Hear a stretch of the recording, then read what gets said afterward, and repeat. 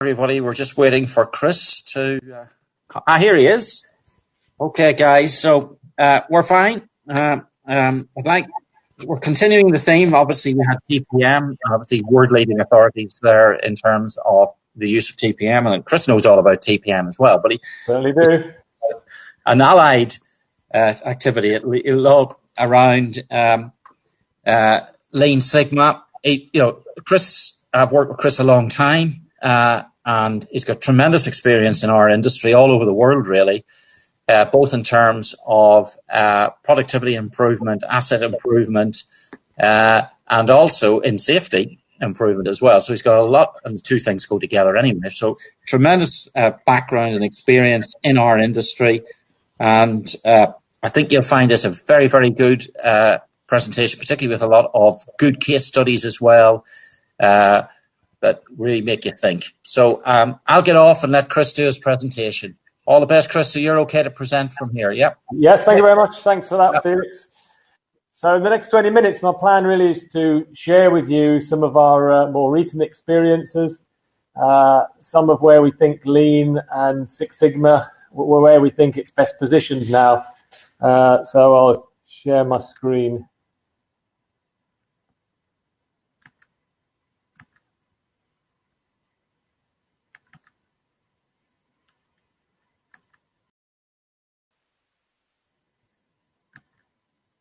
Okay, so I'm Chris Lakin, a chemical engineer. I had 20 years with the likes of ICI and DuPont. And then I have had probably the last 20 years doing Lean, doing Six Sigma. And I want to really talk about how those two join together. This is my first time presenting in my kitchen. I've been lucky to present at places like Old Trafford, the Bolton football ground, overlooking the pitch, even with characters like Colonel Bob Stewart. So this is the first time for me presenting in my slippers. It's all very different. But most of my time, as Felix alluded to, was spent on plants and focused on asset management. But more recently, we've been lucky to work with companies like Huntsman, Venator, Danone, Sabic, on safety, but also on the whole Lean business improvement. So what I want to cover today, I want to have a look at why bother? Why bother with the Lean Six Sigma? Cover a little bit of a Lean Six Sigma refresher, what we've learned over the last 5 years, where do I think it's going? I want to focus a little bit on critical flow down, which I think is a critical tool that everybody could make use of, and share some case studies. I think in terms of why bother, improvements to the bottom line never go out of fashion. And I think what we've seen recently, that COVID has certainly exposed cracks for many of us in our supply chains. And one of the things Lean Six Sigma brings is a much more nimble, more agile, more adaptable. It allows us to adapt quicker to changes in the market, to changes from our customers, which is becoming more and more critical. In terms of advances, there haven't been any major advances. Now, Lean's been around a long time, certainly some of the principles of Lean. Six Sigma came in the 80s. But for me, one of the big changes is both of those two approaches had limitations. And by kind of integrating the two, we're in a much better position to gear up for success. So it has been around a long time. You know, Taylor back in 1905 or something was talking about getting rid of things that don't add value. And that's the core part of what Lean is trying to deliver. Lean is encouraging us to look at all our processes, all the processes that support the assets, as well as the actual assets themselves, and designed to help us identify where we do things that add value and where there's non-value added activities. So there, we see Lean. Lean focuses very much on what's the customer really want and what's the customer prepared to pay for. And I've been amazed in the last 5 years when going into companies, how departments, we did some work recently with an IT department who didn't really understand who their customer was. Was it the business at a high level? Was it the sites? Or was it just individuals ringing up saying, I need a new PC? It's then about understanding value. And we're then looking at kind of creating some flow. We want to create a pull, not a push. And fundamentally, we're trying to move to perfection. This is this concept of continuous improvement. The Six Sigma on the other side, pioneered very much by the likes of Motorola and GE in the 80s. Again, there's a big focus on customer values, what's critical to the customer, voice of the customer. We're looking at eliminating defects, reducing variation. It's very much a data-driven statistical approach. And for me, I was trained as a master black belt in 96, 97 in the States under DuPont. But for many, the Six Sigma stuff is too much. It's too advanced. But we did some fantastic projects on the Wilton site where the statistical data-driven approach really allowed us to prove, all right, where the advantages and where the benefits are. And ultimately, both those two integrated together, I see as a key advantage and delivering the bottom line improvements that increase the flexibility. Now, you have to take a bit of a step back and consider everything as a process. And when we've run some of our Lean Sigma workshops, I'll often get someone coming up to me and saying, now that's very interesting, but I don't really think that applies here. We're in procurement or HR or finance or we're issuing permits. Yeah, everything's a process. And if we start to look at a process here, we can start to look at where we're adding value, things that the customer, internal or external, will pay for, and things that aren't adding value. So waiting, transporting parts from one side to the other, waiting for the permit, waiting for the fitter to come with his tools. These are all examples of where we've got non-value added. And I think the problem with that chart or that slide, if anything, is that the green areas are too big. A lot of work shows that those green areas can be as low as 10 to 15%. And that's a massive non-value added activity that we're doing day upon day that adds no value in the eyes of the customer. It's a waste of resource. It's a waste of valuable time that can be better used elsewhere. But one of the problems we had is that with Six Sigma and with Lean, is for Lean to work, you need some stability. You need stability and you need, from an uptime OEE point of view, you need stability, you need reliability. Okay? Because what Lean wants to do is it wants to create flow, so it wants to get rid of work in progress, intermediate silos, storage, which is fine, but that only works if you've got stability and reliability in your assets.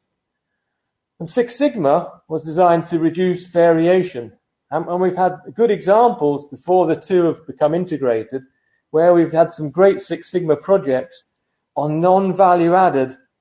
So we've been reducing variation and improving the red areas, which clearly add no value. So we need to eliminate those first rather than running those as a project. But what we like about the Lean Sigma process is that it integrates far better than any of the continuous improvement tools before. It integrates the human and the process aspects together very, very nicely. So we see there that the DMAC process is at the heart of the Lean Six Sigma improvement tool. We talk about defining the problem, and we're always looking for some independent person there to validate, to help us come up with the financial benefits. So if it hasn't got significant benefits to the bottom line, we don't want to assign people and spend a lot of time doing it.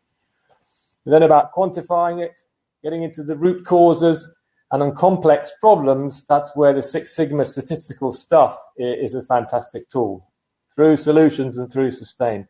And clearly under that, we've got a whole toolbox of tools. And many of these tools, as I alluded to before, aren't new. You know, that concept of value, non-value added.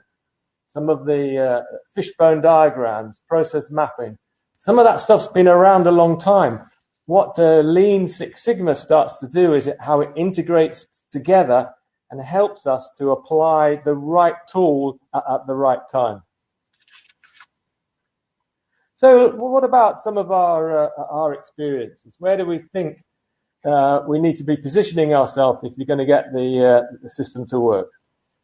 So the successful deployments, and this is built on our experience probably over the last 15 to 20 years, where we've seen successful projects, but where we've seen unsuccessful projects.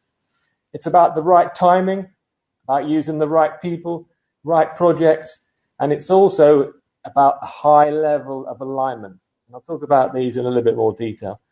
And ultimately, unless you've got the right level of leadership, linking all these together, sending out the right signals, creating the right environment and the culture from the top, then Lean Six Sigma just becomes a few tools that some guys in a particular department use. And then you're missing an advantage, because if you use Lean Six Sigma properly, it should really change the way we do business, not just improving a couple of projects. So in terms of right timing, we heard earlier on from around the TPM discussion that if you're on your beginning of your journey here, right, so this is where your OEE could be, as we heard before, around the 22%. So this shows a journey from a process. It could be anything. It could be delivery times, or you could have it on a scale going to 100% where it's representing OEE. So we see as time passes, we're moving through a lot of variation, a lot of variability through to where we want to be, a much tighter performance, which is giving us a lot of financial benefits. So what we learned is that if you're right at the beginning, trying to apply some of the Lean Six Sigma tools just doesn't work, right? And we saw that you need, if you're at the beginning, you need some kind of basic baselining, you need some foundations. As you improve, some of the lean tools, the value stream analysis, some of the root cause stuff is really fits nicely there. And as you continue on the journey, when you get further down, that is where the Six Sigma tools really have some benefit and can really help you. So basic building blocks. We see here the 5S, the whole short, sort out, straight and shine, standardize, sustain, or better, the kind of can do. And this is all about, and we saw a great example before, where we need to get our house in order. We need to get our basic housekeeping done first of all.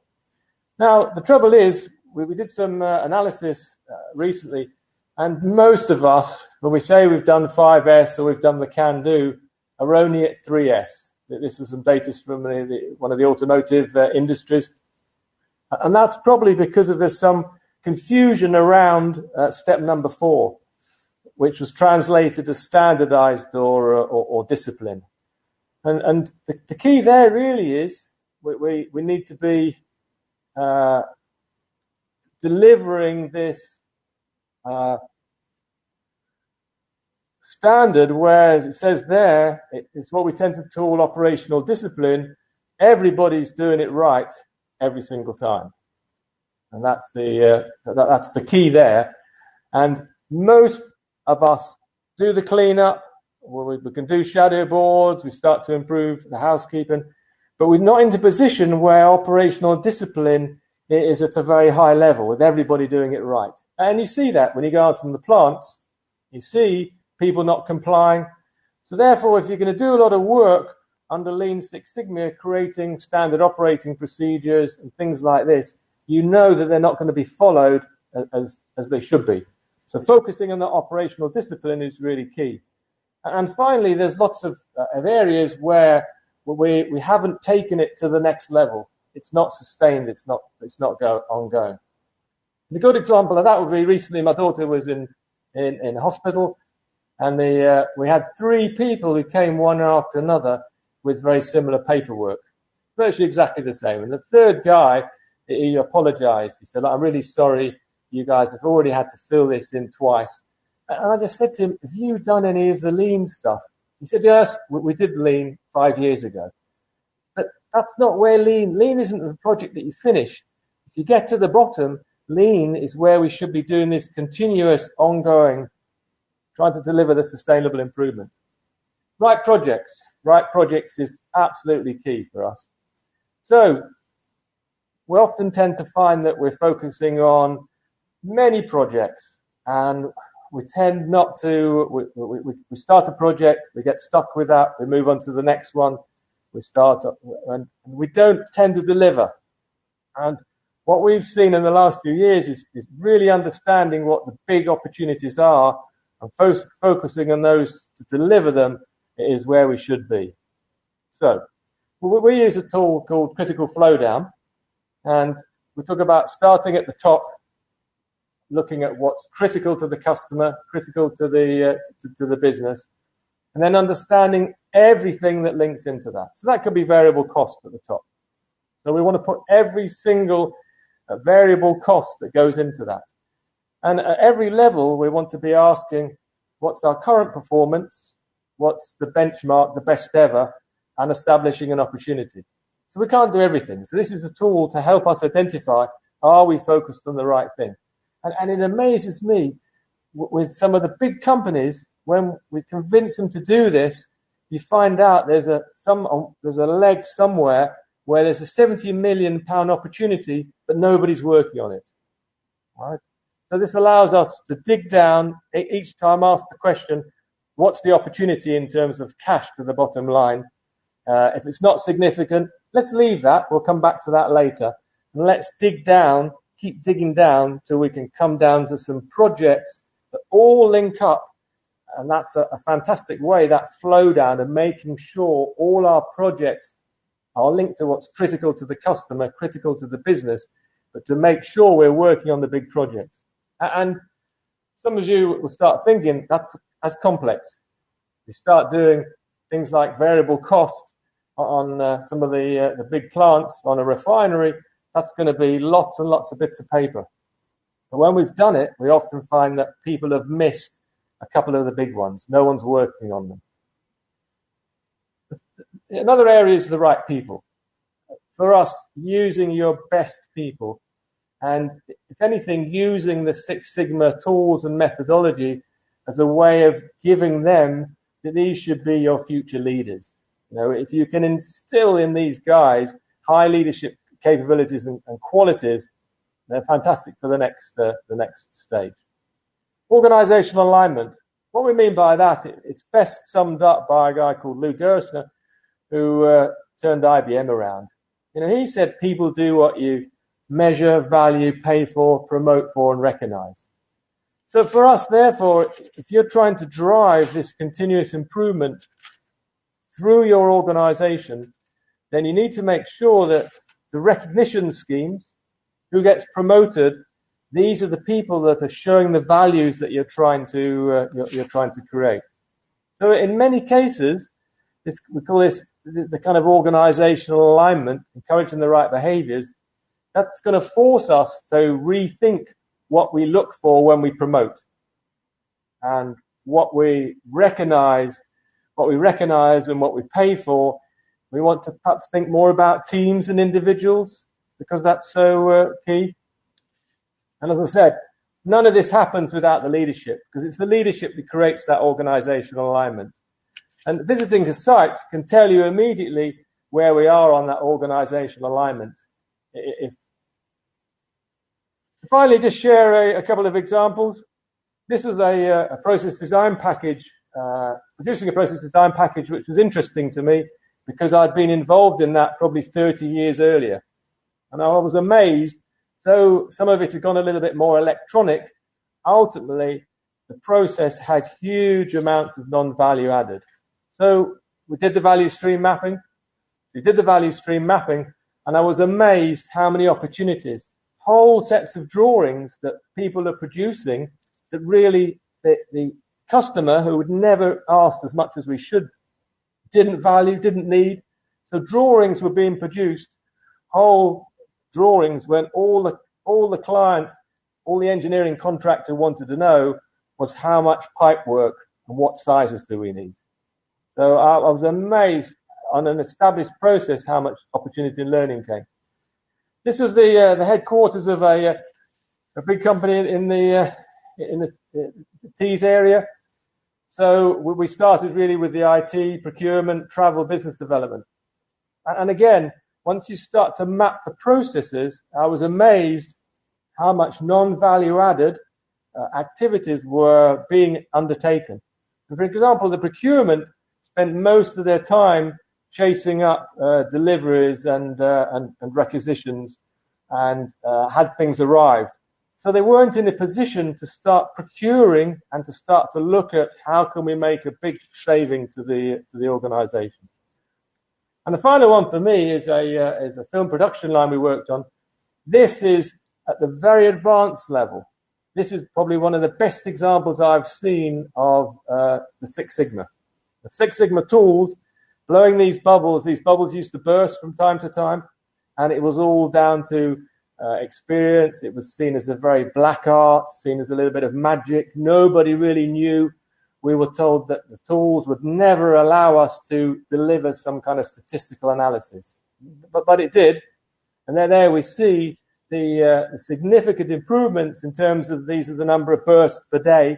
That's all linked to OEE and uptime. And that improvement was worth 1.2 million pounds a year to that particular company. So a fantastic opportunity through that. But it's more than just a toolbox of tools. You know, we're trying to see behaviors shifting. And this was a company producing electric cable. These are the dyes that they put into the cable to provide the different colors. So that's before, and this is what the shift team did. This wasn't the project. This was just the shift team going to B&M Bargains, whatever, buying some boxes, moving the shelves around, and totally redoing the way that they were managing the performance before. Okay, so for us, the big advance between Lean and is the integration of Six Sigma. Used correctly, it has a great opportunity to start to